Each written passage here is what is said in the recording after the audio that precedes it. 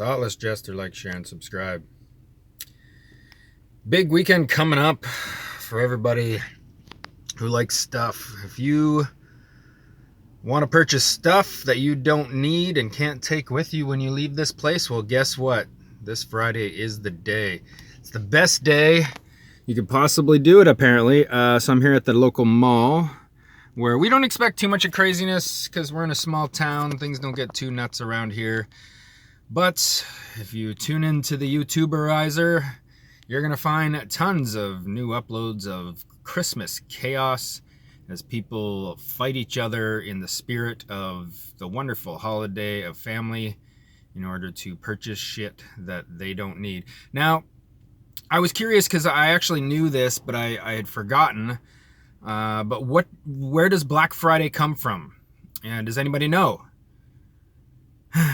So because most of you are all conspiracy minded just like myself and look at things a little bit differently, we kind of expect horrifying things when we look into stuff like this. So I kind of had a pretty good idea of what it meant.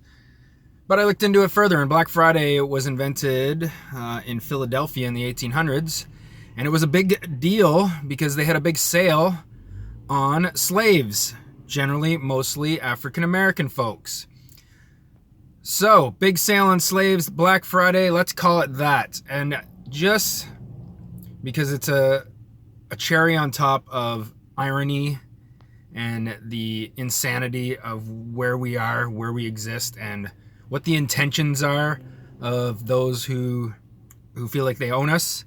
Now you can tune into YouTube this weekend, and you'll be able to see many folks of generally poor and of African American descent fighting each other in the streets and in the malls to get shit that they don't need. We're under a different kind of enslavement now, and we just can't see it, and it's a prison for our minds.